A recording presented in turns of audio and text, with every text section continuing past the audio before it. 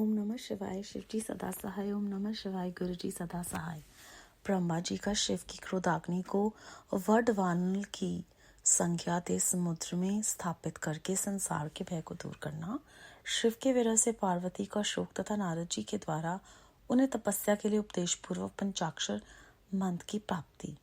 ब्रह्मा जी कहते हैं, नारद, जब भगवान रुद्र के तीसरे नेत्र से प्रकट हुई अग्नि ने कामदेव को शीघ्र जलाकर भस्म कर दिया, तब वह बिना किसी प्रयोजन के ही प्रज्वलित हो सब और फैलने लगी। इससे चराचर प्राणियों सहित तीनों लोकों में महान हाहाकार मच गया। तात संपूर्ण देवता और ऋषि तुरंत मेरी शरण में आए। उन सब ने अत्यंत व्याकुल होकर मस्तक झुका दोनों हाथ जोड़ मुझे प्रणाम किया और मेरी स्तुति करके वह दुख निवेदन किया। वह सुनकर मैं भगवान शिव का स्मरण करके उसके हेतु का भली भांति विचार कर तीनों लोकों की रक्षा के लिए विनीत भाव से वहां पहुंचा। वे अग्नि ज्वाला मालाओं से अत्यंत उद्दीप्त हो जगत को जला देने के लिए उद्यत थी, परंतु भगवान शिव की कृपा से प्राप्त हुए उत्तम तेज के द्वारा मैंने उसे तत्काल स्तंभित कर दिया। मुने त्रिलोकी को दग्ध करने की इच्छा रखने वाली उस क्रोध में अग्नि को मैंने एक ऐसे घड़े के रूप में परिणत कर दिया जिसके मुख से सौभाग्य ज्वाला प्रकट हो रही थी। भगवान शिव की इच्छा से उस वाडव शरीर घोड़े वाली अग्नि को लेकर मैं लोकहित के लिए समुद्र तट पर गया। मुने, मुझे आया देख समुद्र एक दिव्य पुरुष का रूप धारण करके हाथ जोड़े हुए मेरे पास आया। मुझ संपूर्ण लोकों के पितामह की भली भांति विधित स्तुति वंदना करके सिंधु ने मुझे प्रसन्नता पूर्वक कहा। सागर बोला, सर्वेश्वर ब्राह्मण, आप यहाँ किस लिए पधारे हैं? मुझे अपना सेवक समझ इस बात को प्रीतिपूर्वक कहिए। सागर की बात सुनकर भगवान शंकर का स्मरण करके लोकहित का ध्यान रखते हुए मैंने उसे प्रसन्नता पूर्वक कहा, तात समुद्र, तुम बड़े बुद्धिमान और संपूर्ण लोगों के हितकारी हो। मैं शिव की इच्छा से प्रेरित हो हार्दिक प्रीतिपूर्वक तुमसे कह रहा हूँ। ये भगवान महेश्वर का क्रोध है जो महान शक्तिशाली अश्व के रूप में यहाँ उपस्थित है। ये कामदेव को दग्ध करके तुरंत ही संपूर्ण जगत को भस्म करने के लिए उद्यत हो गया था। यह देख पीड़ित हुए देवताओं की प्रार्थना से मैं शंकरेच्छावश वहां गया और इस अग्नि को स्तंभित कर दिया। फिर इसने घोड़े का रूप धारण किया और इसे लेकर मैं यहाँ आया। जलाधर, मैं जगत पर दया करके तुम्हें ये आदेश दे रहा हूँ, इस महेश्वर के क्रोध को जो वाडव का रूप धारण करके मुख से ज्वाला प्रकट करता हुआ खड़ा है, तुम प्रलय काल पर्यंत धारण किए रहो। सरपते, जब मैं यहाँ आकर वास करूंगा तब तुम भगवान शिव के इस अद्भुत क्रोध को छोड़ देना। तुम्हारा जल ही प्रतिदिन इसका भोजन होगा। तुम यत्न पूर्वक इसे ऊपर ही धारण किए रहना, जिससे ये तुम्हारी अत्यंत जल राशि के भीतर न चला जाए। ब्रह्मा जी कहते हैं, नारद, मेरा ऐसा कहने पर समुद्र ने रुद्र की क्रोधाग्नि रूप वर्णानल को धारण करना स्वीकार कर लिया, जो दूसरे के लिए संभव था। तदनंतर वह वडवाग्नि समुद्र में प्रविष्ट हुई और ज्वाला मालाओं से प्रदीप्त हो सागर की जलराशि का दहन करने लगी। मुने, इससे संतुष्ट हो मैं अपने लोक को चला आया और वह दिव्य रूपधारी समुद्र मुझे प्रणाम करके अदृश्य हो गया। महामुनि रुद्र की उस क्रोधाग्नि के भय से छूटकर संपूर्ण जगत स्वस्थता का अनुभव करने लगा और देवता तथा मुनि सुखी हो गए। नारद जी बोले, देवनिधे मदन दहन के पश्चात गिरिराज नंदिनी पार्वती देवी ने क्या किया? वे अपनी दोनों सखियों के साथ कहाँ गई? ये सब मुझे बताइए। ब्रह्मा जी ने कहा, भगवान शिव के नेत्र से उत्पन्न हुई आग ने जब कामदेव को दग्ध किया, तब वह महान अद्भुत शब्द प्रकट हुआ जिससे सारा आकाश गूंज उठा। उस महान शब्द के साथ ही कामदेव को दग्ध हुआ देख भयभीत और व्याकुल हुई पार्वती दोनों सखियों के साथ अपने घर चली गईं। उस शब्द से परिवार सहित हिमवान भी बड़े विस्मय में पड़ गए और वहां आई हुई अपनी पुत्री का स्मरण करके उन्हें बड़ा क्लेश हुआ। इतने में ही पार्वती दूर से आती हुई दिखाई दी। वह शंभु के विरह से रो रही थी। अपनी पुत्री को अत्यंत विहल हुई देख शैलराज हिमान को बड़ा शोक हुआ और वे शीघ्र ही उसके पास जा पहुंचे।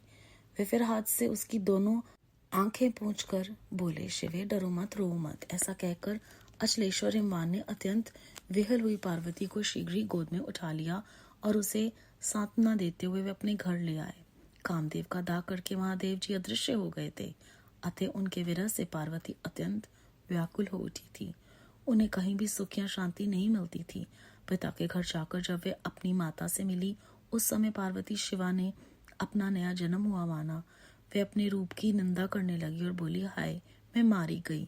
सखियों के समझाने पर भी वह गिरिराज कुमारी कुछ समझ नहीं पाती थी। वे सोते, जागते, खाते, पीते, नहाते, धोते, चलते फिरते और सखियों के बीच में खड़े होते समय भी कभी किंचित मात्र भी सुख का अनुभव नहीं करती थी। मेरे स्वरूप को तथा जन्म कर्म को भी धिक्कार है। ऐसा कहती हुए वे सदा महादेव जी की प्रत्येक चेष्टा का चिंतन करती थी। इस प्रकार पार्वती भगवान शिव के विरह से मन ही मन अत्यंत कलेश का अनुभव करती और किंचित मात्र भी सुख नहीं पाती थी। वे सदा शिव शिव का जप किया करती थी। शरीर से पिता के घर में रहकर भी वे चित्त से पिनाक पाणी भगवान शिव के पास पहुंची रहती थी। तात शिवा शोकमग्न हो बारंबार मूर्छित हो जाती थी। शैलराज हिमवान, उनकी पत्नी मेनका तथा उनके मैनाक आदि सभी पुत्र जो बड़े उदार चेता थे, उन्हें सदा सांत्वना देते रहते थे, तथापि वे भगवान शिव को भूल न सकी। बुद्धिमान देवऋषि तदनंतर एक दिन इंद्र की प्रेरणा से इच्छानुसार घूमते हुए तुम हिमालय पर्वत पर आए।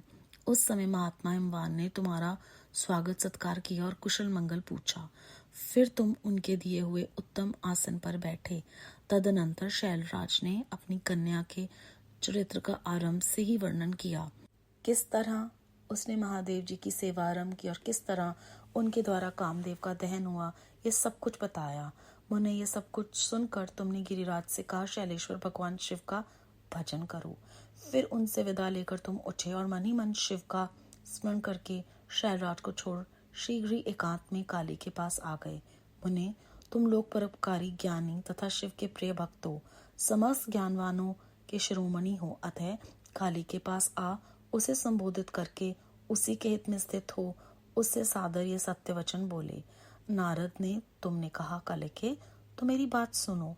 मैं दयावश सच्ची बात कह रहा हूँ। मेरा वचन तुम्हारे लिए सर्वथा हितकर, निर्दोष और उत्तम काम्य वस्तुओं को देने वाला है। तुमने यहाँ महादेव जी की सेवा अवश्य की थी, परंतु वह बिना तपस्या के गर्व युक्त होकर की थी। दोनों पर अनुग्रह करने वाले शिव ने तुम्हारे उसी गर्व को नष्ट किया है। शिवे, तुम्हारे स्वामी महेश्वर विरक्त और महायोगी हैं। उन्होंने केवल कामदेव को जलाकर जो तुम्हें सकुशल छोड़ दिया है, उसमें यही कारण है कि वे भगवान भक्तवत्सल हैं। अतः तुम उत्तम तपस्या में संलग्न हो चिरकाल तक महेश्वर की आराधना करो।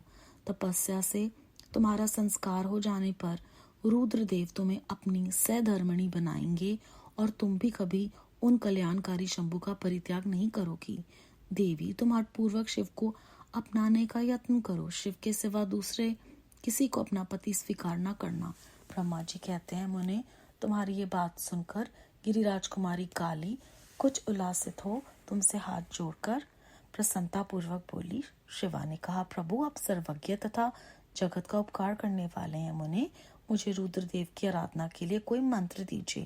ब्रह्मा जी कहते हैं, नारद, पार्वती का ये वचन सुनकर तुमने पंचाक्षर शिव मंत्र नमः शिवाय का उन्हें विधि पूर्वक उपदेश किया। साथ ही उस मंत्र राज में श्रद्धा उत्पन्न करने के लिए तुमने उसका सबसे अधिक प्रभाव बताया।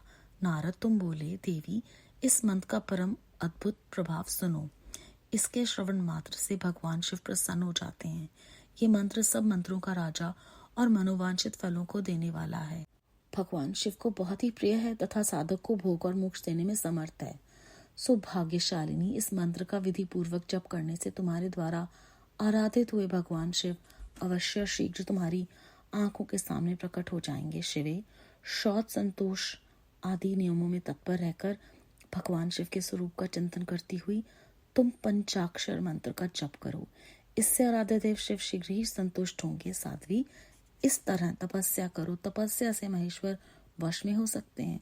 तपस्या से ही सबको मनोवांछित फल की प्राप्ति होती है, अन्यथा नहीं। ब्रह्मा जी कहते हैं, नारद, तुम भगवान शिव के प्रिय भक्त और इच्छानुसार विचरने वाले हो। तुमने काली से उपयुक्त बात कहकर देवताओं के हित में तत्पर हो स्वर्ग लोक को प्रस्थान किया। तुम्हारी बात सुनकर उस समय पार्वती बहुत प्रसन्न हुई। उन्हें परम उत्तम पंचाक्षर मंत्र प्राप्त हो गया। अध्याय 20 और 21 समाप्त। इस अध्याय में हमने जाना कि विष्णु जी जो हैं वो सागर के पास जाते हैं और सागर के पूछने पर बताते हैं कि मैं यहाँ तुम्हारे पास संपूर्ण लोगों के हित के लिए आया हूँ। और समुद्र को भी वो संबोधित करके कहते हैं कि तुम संपूर्ण लोगों के हितकारी हो और मैं शिव जी की प्रेरणा से तुम्हारे पास आया हूँ। ये महान शक्तिशाली अश्व जो है वो महेश्वर जी का क्रोध है, उसे तुम अपने पास शरण दो और अपनी जल राशि में ऊपर की तरफ ही रखो, वो भीतर ना जाए। इस तरह से संपूर्ण जगत को बचाना है। तो विष्णु जी भी जो कर रहे हैं वो जगत की भलाई के लिए कर रहे हैं और वो जानते हैं कि समुद्र भी लोकहित के लिए ही है। इसके बाद जब नारद जी जाते हैं इंद्र के कहने पर हिमालय पर्वत पर, तो वो हिमवान को तसल्ली देते हैं कि कोई फिक्र करने की बात नहीं, आप शिव का भजन करें और सब कुछ ही ठीक हो जाएगा, क्योंकि वो भी लोक परोपकारी हैं, ज्ञानी हैं और वो सबको ज्ञानवर्धक बातें बताकर किस प्रकार जो भी परमात्मा का हुक्म है वो समझाने के लिए ही पार्वती जी के पास भी जाते हैं। उन्हें वो कहते हैं कि बहुत ही गहरी बात कि तुमने उनकी सेवा तो बहुत की है, लेकिन वो गर्व के साथ हो गई क्योंकि उसमें तपस्या शामिल नहीं थी। तो हमारे लिए कितनी बड़ी बात है कि हमें जब भी सेवा करनी है तो उसे तप के साथ करना है और गर्व को हटाना है, क्योंकि हम तो कुछ कर ही नहीं रहे। विष्णु जी कहते हैं मैं शिव जी के कहने पे कर रहा हूँ, नारद जी कहते हैं कि जैसे शिव जी की इच्छा, तो सब कुछ उस परमात्मा की इच्छा से ही हो रहा है। ये हमें याद रखना है कि करण करावनहार परमात्मा है, महाशिव है। किसी भी बात का गर्व करना, ये सोचना कि हम ये कर रहे हैं, ये हमारे ही आध्यात्मिक जीवन में एक बाधा के रूप में आकर हमें आगे बढ़ने से हमेशा रोकता रहेगा। उसके बाद जब पार्वती जी कहती हैं कि मैं कौन सा मंत्र करके उनकी आराधना करूं, तो ब्रह्मा जी कहते हैं कि नारद जी ने कहा कि तुम नमः शिवाय का विधि पूर्वक मंत्र उच्चारण करो और श्रद्धा के साथ करो, क्योंकि भगवान शिव का ये सबसे प्रिय मंत्र है। वो प्रसन्न हो जाएंगे और इसे मंत्रों का राजा भी कहा उन्होंने। और ये जो है वो भोग और मोक्ष दोनों को देने में समर्थ है। तो जिसकी जो इच्छा है वो प्राप्ति कराता है ये मंत्र। हम सच में बहुत भाग्यशाली हैं कि गुरु साहब ने हमें ये मंत्र दिया, जिसका हम जाने अनजाने में उच्चारण करते आए हैं और करण करावनहार ने हमसे ये करवाया है। और उन्होंने कहा कि जब तुम ये मंत्र का उच्चारण करोगी तो तुम्हारे आराध्य देव संतुष्ट हो जाएंगे। इस प्रकार पार्वती देवी प्रसन्न हो गई हैं और इसी तरह से हम सब भी बहुत ही ब्लेस्ड हैं कि हमें गुरु साहब ने अपनी शरण में ले इस महामंत्र को जाने अनजाने में कितनी बार ही सुना या करवा दिया। तो कोटि कोटि शुक्राना है परमात्मा का। ओम नमः शिवाय। शिव जी सदा सहाय। ओम नमः शिवाय। गुरु जी सदा सहाय।